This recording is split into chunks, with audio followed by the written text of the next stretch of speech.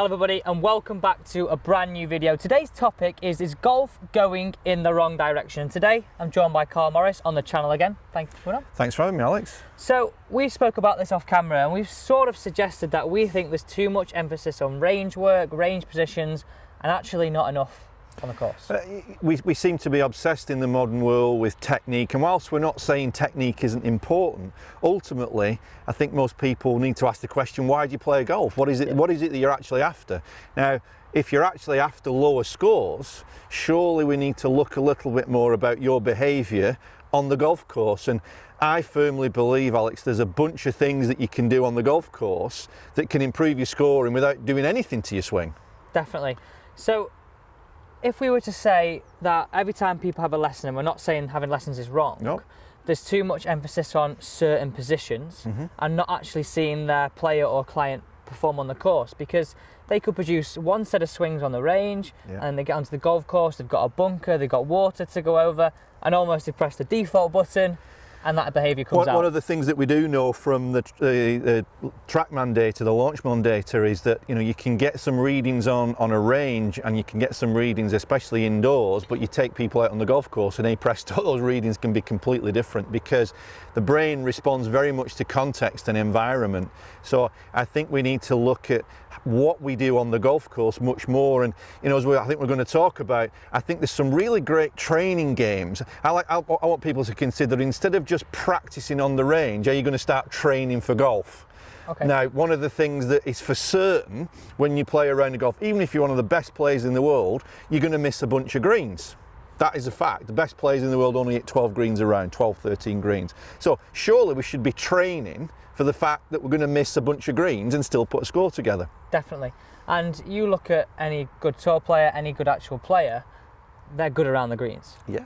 That's one of their strongest areas. And we all hear it all the time about having a good short game, being able to create a score out of not playing very well. And we see it on the TV, how many interviews the top players do, and they come off saying, didn't play that well, but I managed to keep a score going. And we're watching, he shot 67, and we're thinking, blooming heck, he's played well there. You make a brilliant point, Alex, because one of the elements that we all know in golf is about momentum. Now, momentum can go in one or two directions pretty quickly with this game. You get a downward spiral, or we've all had that situation where you've not played a hole well, but you managed to just scramble a par and you walk to the next tee feeling a little bit different, and that scramble par could actually be the catalyst for a run of good holes after that. Sure. Okay, so we're saying we want to do a little bit more practice on the course, or at times where we can start to develop our game and performance. Yeah. So a lot of the time people come up for a social round of golf, play with a friend. So what game could we do with our friends or on our own to help us actually perform better and not necessarily to be so bothered about our swing? One game that we've had a lot of success, certainly with tour players downwards, is, it sounds counterintuitive, it's a game called Deliberate Miss. So what you could do on your own or with your buddies is go out and play, I would say 6 to 9 holes. And the deal is this, that what you've got to do is you've got to deliberately miss every green with your approach shot, but in the best possible place. So what you're actually doing is you're looking at the hole, you're trying to work out where's the best possible place to miss the green, and then you've got to get up and down. The penalty on this game is if you knock it on the green, you've got to add one more shot to your actual score. So again, you go out, play 6 to 9 holes, miss the green in the best possible spot. Now the counterintuitive bit of this is, actually I think by playing Deliberate Miss, you'll actually hit more greens. Because when you pick a bunker that you're going to go for, a sort of small area of ground, if you can hit those areas, when you come to play the real game, green seems bigger. The green seems bigger, yeah. I think the other aspect to this is that you're then going to develop your chipping, yeah, going to develop your putting as well, and that you're talking about holding those putts for momentum. If you're having to up and down and try and hold a putt for momentum, you do that more often, you start developing a bit of confidence in every single aspect of your game. Absolutely. Rather than go on the range and trying to work on a certain position and maybe get good with the 7-iron, everybody's favourite club.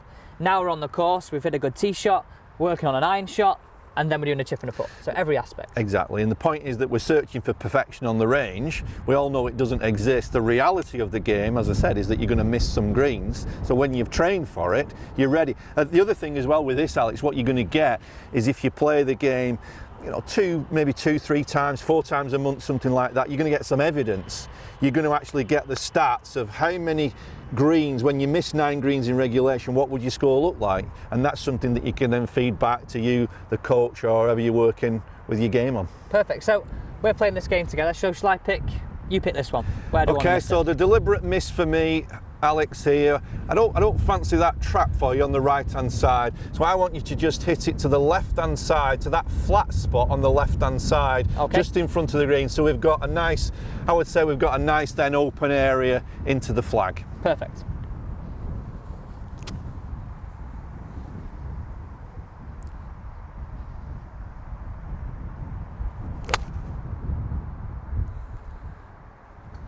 Hope you've not got a flyer. Bit of a flyer. I think I'm just short. You're okay there, you've missed the green, so we don't have to add 1 shot, but let's see if you can get up and down. Right, Alex, so you missed the green. Actually, pretty good location. You've got a nice run up to the flag, but what are you going to do now? So, picturing the shot here, it's a little bit downhill right to left. Yep. So I'm going to try and get the ball running out towards the flag as much as possible. Got my 50-degree wedge, and hopefully get it up and down and say par.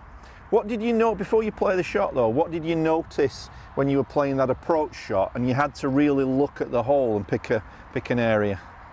I guess I took into a lot more course management aspect. Yeah. So instead of focusing on trying to, I've got to hit that green, this area is a lot smaller. Yeah. I've then actually got to think about what I'm trying to do with the shot. So I guess you become a bit more tuned into what you're actually trying to do with the golf ball rather than what you're bothered about in your swing. I think our experience, people feedback with the deliberate miss game, you get a lot of bang for your buck, because not only are you able to work on your short game and get some scores, but you get much more tuned into the golf course. Yeah. I think the more obsessed we've become about swing and swing positions, we've actually become less focused on the golf course. And as far as I'm aware, you're going to play all your tournaments on a golf course. Sure. So, the more you can get tuned into that, the more then you can transfer all of that work that you've done on the swing. We're not saying don't work on the swing, but it's about transferability. Does it actually go with you onto the course itself? I'm working smart. Yeah. Perfect. So let's hit this one away.